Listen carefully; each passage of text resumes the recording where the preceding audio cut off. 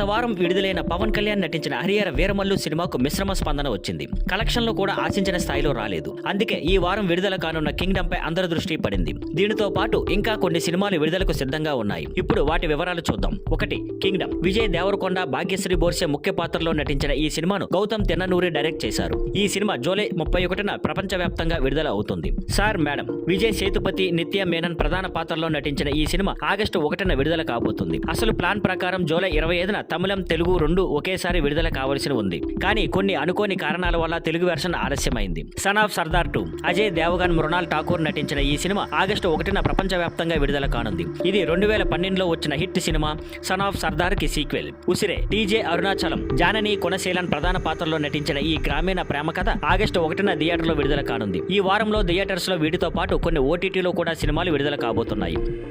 Thank you for watching. Please like, share and subscribe.